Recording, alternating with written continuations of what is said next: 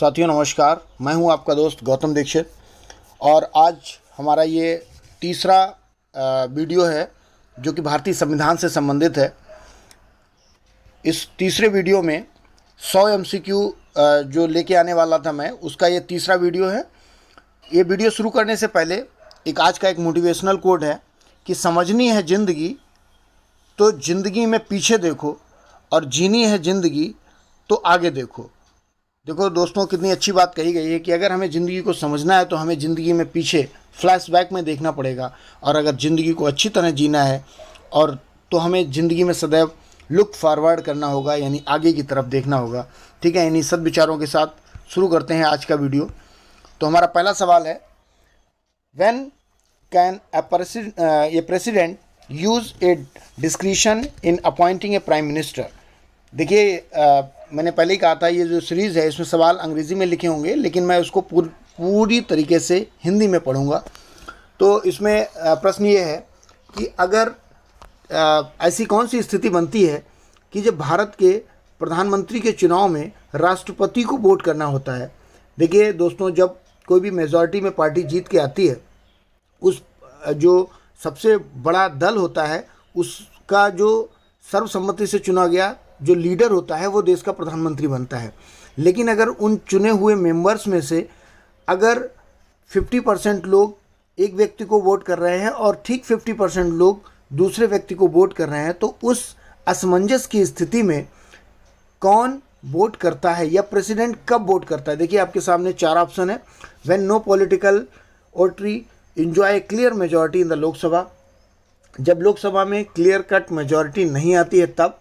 Only when a Lok Sabha has been dissolve, जब Lok Sabha dissolve हो चुकी होती है, या ये सभी परिस्थितियों में होता है, या ऐसी कोई भी परिस्थिति नहीं आती है। मित्रों, इसका सही जवाब है व्हेन नो पॉलिटिकल ओटरी enjoy a clear majority in the Lok Sabha. जब क्लियर मेजॉरिटी नहीं आती है, जब कोई भी पार्टी बहुमत में नहीं जीतती है, तो उस समय राष्ट्रपति का ये विशेषाधिकार होता है कि वो सबसे पहले प्रधानमंत्री बनने के लिए या प्रधानमंत्री पद के उम्मीदवार के तौर पर या किस पार्टी को तरजीह देता है और किस पार्टी को आमंत्रित करता है प्रधानमंत्री बनने के लिए। फिर उस पार्टी को अपनी मेजॉरिटी प्रूव करनी होती है, वो एक सेकेंडरी क्वेश्चन है। तो प्रश्न है, when can a president use the discretion in appointing A prime minister. तो ये विशेषाधिकार है राष्ट्रपति का कि वो किस पार्टी को पहले मौका देना चाहता है। ठीक है मित्रों, अगला सवाल है, सेकंड क्वेश्चन, इसके साथ ही आंसर भी आ गया है। If in a country there happens to be a office of monarchy as well as the parliamentary form of government, this monarch will be called. अगर किसी देश में, जैसे अभी हम लोगों ने हाल ही में उदाहरण देखा है ब्रिटेन का, वहाँ ब्रिटेन की जो ब्रिटेन है, ब्रिटेन में महारानी भी हैं और वहाँ पर वहाँ का प्रधानमंत्री भी होता है। अभी बोरिस जॉनसन और उसके बाद अभी ऋषि सुनक और उसके बाद वहाँ एक महिला प्रधानमंत्री चुनी गई हैं। तो ये अभी हम लोगों ने देखा है कि कोई भी जब ऐसी सिचुएशन होती है कि जहाँ पर राजतंत्र भी होता है और वहाँ पर एक पार्लियामेंट्री अप्रोच भी होती है, पार्लियामेंट्री फॉर्म ऑफ गवर्नमेंट भी होती है, तो इस तरीके के जो सिचुएशन होती है उसमें जो हेड होता है, हेड ऑफ द गवर्नमेंट होता है, वो कौन होता है। Country there happens to be a office of a monarchy as well as a parliamentary form of government, this monarch is will be called. तो उस सिचुएशन में जो मोनार्क होता है वो क्या कहलाता है, head of the state, head of the cabinet, head of the government, या both head of the government and state. तो देखिए, जो ऐसी सिचुएशन होती है उसमें जो हेड ऑफ द गवर्नमेंट होता है वो वहाँ का चुना हुआ व्यक्ति होता है, लेकिन हेड ऑफ द स्टेट वहाँ का मोनार्क ही कहलाता है। बिल्कुल वही स्थिति है जैसी लगभग हमारे यहाँ भारत के राष्ट्रपति की है। अगला सवाल है, one feature distinguish the Rajya Sabha from the Vidhan Parishad. देखिए, प्रश्न है कि कौन सा ऐसा गुण है जो कि राज्यसभा फ्रॉम द विधान परिषद, राज्यसभा विधान परिषद से लेता है। वन फीचर डिस्टिंग्विश यानी अलग करता है, राज्यसभा अलग करता है राज्यसभा का वो कौन सा गुण है जो राज्यसभा को अलग करता है विधान परिषद से। देखिए भारत में दो तरीके की व्यवस्थाएं हैं। भारत में जैसे हम देखें, भारत की संसद को देखें तो संसद के 3 मुख्य भाग होते हैं, लोकसभा, राज्यसभा तथा भारत के राष्ट्रपति। लेकिन उसी तर्ज पर किसी भी राज्य में विधानसभा होती है और विधान परिषद होता है तथा वहाँ का राज्यपाल होता है। लेकिन अब आप देखिए कि यानी एक तरीके से भारत के केंद्र में जो राज्यसभा है, वैसे ही राज्य के केंद्र में राज्य के जो 3 पिलर्स होते हैं उसमें विधान परिषद होती है। लेकिन ऐसी कौन सी बात है जो विधान परिषद और राज्यसभा में डिस्टिंग्विश करती है, अंतर पैदा करती है? तो क्या है ये? पावर ऑफ इम्पीचमेंट है, इनडायरेक्ट इलेक्शन है, नॉमिनेशन ऑफ मेंबर है, या टेन्योर ऑफ मेंबरशिप है? क्या इनके पदावधि इसके मेंबर्स की उसमें अंतर है कोई, या ये लोगों के नॉमिनेशन में कोई अंतर होता है? इनडायरेक्ट इलेक्शन जैसे भारत के राष्ट्रपति का इलेक्शन होता है, इनमें से कोई एक भाग लेता है, कोई एक नहीं लेता है। या पावर ऑफ इम्पीचमेंट, या भारत के राष्ट्रपति पर जब महाभियोग लगाने की बात आती है तब इनमें से एक भाग लेता है, एक भाग नहीं लेता है। तो इसका सीधा आंसर है पावर ऑफ इम्पीचमेंट। जब भारत के राष्ट्रपति पर महाभियोग लगाने की बात आती है, नौबत आती है, तो इसमें लोकसभा और राज्यसभाएं भाग लेती हैं तथा सभी दलों की विधानसभाएं, राज्यों की विधानसभाएं उसमें पार्टिसिपेट करती हैं इलेक्शन में। और इलेक्शन में भी राज्यसभा के सदस्यों के साथ विधान परिषद के सदस्य भी शामिल होते हैं। लेकिन द पावर ऑफ इम्पीचमेंट में उनका पार्टिसिपेशन नहीं होता है। विधान परिषद के लोग राज्यसभा से इसी मसले पर अलग हैं। अगला सवाल है, the chief minister of all the states are ex officio member of the. प्रत्येक राज्य का मुख्यमंत्री रहते हुए इनमें से किसका मेंबर भी होता है? एक्स ऑफिशियो मेंबर यानी अपने पद पर रहते हुए भी इसमें से किसी एक का सदस्य होता है। आपको बताइए, प्लानिंग कमीशन का, नेशनल डेवलपमेंट काउंसिल का, या इंटर स्टेट काउंसिल का, या फिनांस कमीशन का? तो सीधा जवाब है इसका इंटर स्टेट काउंसिल। जो अंतर्राज्यीय काउंसिल है, अंतर्राज्यीय परिषद है, उसका सदस्य भी पदेन मुख्यमंत्री होता है। नेक्स्ट क्वेश्चन है, who among the following has the final right to sanction the expenditure of public money in India? भारत में जो जन निधि है उस पर फाइनल रूप से कौन रोक लगा सकता है? स्पीकर, प्रेसिडेंट, प्राइम मिनिस्टर या पार्लियामेंट? सीधा जवाब है president. The president of India have a special power to final the right to sanction the expenditure of public money in India. भारत में जो पब्लिक मनी है उसके दुरुपयोग पर या उसके सैंक्शन पर रोक लगाने का विशेषाधिकार राष्ट्रपति को। क्या आप बता सकते हैं भारतीय संविधान में किस अनुच्छेद के तहत जो मनी बिल हैं वो प्रस्तुत किए जाते हैं? कमेंट बॉक्स में आप बता सकते हैं क्या? फिर भी मैं आपका ध्यान इस ओर थोड़ा सा केंद्रित करना चाहता हूँ। आप आर्टिकल 110 पढ़िएगा, संविधान का आर्टिकल 110। इस विषय में आपको विशेष जानकारी मिलेगी। नेक्स्ट क्वेश्चन है हमारा, which of the following is not the essential qualification for appointing as a governor?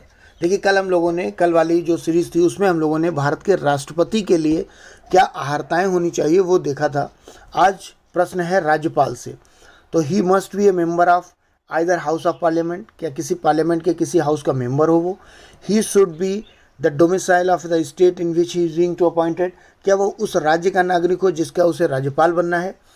He should be a citizen of India, या वो भारत में किसी भी राज्य का नागरिक हो या भारत का एक नागरिक हो? He must have completed the age of 35 year, या उसने 35 वर्ष की अवस्था पूरी कर ली हो? तो इसका सीधा जवाब है he should be a domicile of the state to which he is being appointed. वह जिस राज्य में उसको चुना जाना है वह उस राज्य का निवासी हो, यानी उस राज्य में वो निवास कर रहा हो। ऐसी स्थिति में विच of the following is not an essential qualification. मैंने कल भी आपसे कहा था इस नॉट को बहुत ढंग से पढ़ना है। यदि नॉट नहीं पढ़ेंगे तो इस अर्थ का अनर्थ हो जाता है कई बार। नॉट का मतलब है कि सिर्फ वो उस राज्य का निवासी हो ये ज़रूरी नहीं है। जैसे अभी हमने हाल ही में उदाहरण देखा, पश्चिम बंगाल के राज्यपाल मिस्टर जगदीप धनखड़ जी को भारत का उपराष्ट्रपति नियुक्त किया गया है या उपराष्ट्रपति में उनका चयन हुआ है, तो वो राजस्थान के रहने वाले हैं और राज्यपाल थे पश्चिम बंगाल के। तो ये इस बात का कोई मतलब नहीं है कि वो डोमिसाइल हो उस पार्टिकुलर, लेकिन उसके अलावा जो इसमें 3 शर्तें हैं वो उसे फुलफ़िल करनी होंगी। वो पार्लियामेंट के किसी भी हाउस का मेंबर बनने की योग्यता रखता हो, उसके बाद ही शुड भी भारत का नागरिक हो और उसकी 35 साल की उम्र पूरी हो चुकी हो। अगला सवाल है 7वां सवाल, the president nominates 12 member of the Rajya Sabha according to. देखिए, कल हम लोगों ने देखा था कि राष्ट्रपति को विशेष तौर पर 14 मेंबर अपॉइंट करने की विशेष क्षमता होती है। वो 12 मेंबर राज्यसभा के लिए और 2 मेंबर लोकसभा के लिए। अब यहाँ पर जो 12 मेंबर राज्यसभा के लिए प्रेसिडेंट नॉमिनेट करता है, उनके अंदर वो किस किस फील्ड से होते हैं। Their performance as office bearer of a cultural societies, क्या वो सिर्फ सांस्कृतिक क्षेत्रों से जुड़े हुए लोग होते हैं। The recommendation made by the vice president, क्या भारत के उपराष्ट्रपति के द्वारा राष्ट्रपति को ये रिकमेंडेशन की जाती है कि आप इन लोगों को अपॉइंट कर दीजिए। अथवा their role played in political setup of the country, या उन लोगों का भारत के जो राजनीतिक सेटअप है उसको बनाने में योगदान होता है कोई। अथवा डी ऑप्शन है, their distinction in the field of science, art, literature and social services. D option को ढंग से पढ़िएगा, क्या वो जो 12 लोग चुने जाते हैं उनका संबंध किसी विशेष योगदान के तहत विज्ञान में, कला में, साहित्य में या किसी सामाजिक सरोकारों में उनका विशेष योगदान रहता है। जी हाँ, आपने सही सोचा, सीधा ऑप्शन है D, the distinction in the field of science, art, literature and social services. 8वां सवाल है, विच आर्टिकल ऑफ द, ये बहुत ही महत्वपूर्ण सवाल है, पहले आपको ये बता दूं, ये अत्यधिक महत्वपूर्ण सवाल है, इसलिए इस तरीके के सवालों को ढंग से पढ़ना चाहिए। क्या है, which article of the constitution empower the president to appoint the commission to investigate the condition of a backward classes in general and suggest ameliorate measures. Ameliorate measures वो होते हैं जो किसी के लिए उसके सामाजिक, आर्थिक और राजनीतिक पिछड़ेपन को दूर करने के लिए इस्तेमाल में लाए जाते हैं। तो विच आर्टिकल भारतीय संविधान का ऐसा कौन सा अनुच्छेद है जिसमें ये विशेष प्रावधान किया गया है कि भारत का राष्ट्रपति जो बैकवर्ड क्लासेस होते हैं उनकी कंडीशन को रिव्यू करने के लिए एक कमीशन का गठन कर सकता है समय समय पर उनकी। अब देखिए, यहाँ पर चूंकि बैकवर्ड क्लासेस की बात आई है तो आपको बता दें कि भारत में जो बैकवर्ड क्लासेस का ऑफिस मेमोरेंडम मंडल कमीशन के द्वारा 1990 में लागू किया गया था। इसके बारे में जो ये मंडल कमीशन है और SC/ST आयोग है, इस विषय पर हम लोग कभी किसी दिन किसी फर्स्ट स्लाइड में हम लोग चर्चा करेंगे इसकी। आज के लिए इतना ही है कि आपको सीधे सीधे उसका अनुच्छेद बताना है। तो अनुच्छेद 340 है, तो ध्यान रखिएगा, अनुच्छेद 340 ये इंगित करता है कि भारत के राष्ट्रपति को कुछ विशेष अधिकार देता है कि वो बैकवर्ड क्लासेस के आर्थिक सामाजिक पिछड़ेपन पर कमीशन का गठन कर सकता है उसके पुनर्मूल्यांकन के लिए। हमारा 29वां सवाल है, सेकंड लास्ट क्वेश्चन है, who can initiate the impeachment proceeding against the president of India. देखिए, इम्पीचमेंट प्रोसीडिंग से संबंधित जुड़े हुए कई सवाल अक्सर पूछे जाते हैं। तो प्रश्न है कि जो इम्पीचमेंट प्रोसीडिंग है यानी भारत के राष्ट्रपति पर लगने वाला महाभियोग है, वो उसकी शुरुआत कौन करता है। हु कैन इनिशिएट, उसको कौन इनिशिएट कर सकता है। प्रश्न पहला ऑप्शन है either the house of parliament, Bharat का जो संसद है उसका कोई भी सदन का मतलब है लोकसभा या राज्यसभा, क्योंकि तीसरा राष्ट्रपति ही उसका एक पार्ट होता है, उसी के ऊपर इम्पीचमेंट करना है तो वो इसमें शामिल नहीं है। एनी विधानसभा यानी किसी भी राज्य की विधानसभा, ओनली लोकसभा सिर्फ लोकसभा या केवल राज्यसभा। 30 सेकंड से आपके पास उसको सही जवाब देने के। उसका सही आंसर है आइदर हाउस ऑफ पार्लियामेंट, यानी हमारी संसद का लोकसभा और राज्यसभा में से कोई भी सदन इम्पीचमेंट की प्रोसीडिंग को प्रारंभ कर सकता है?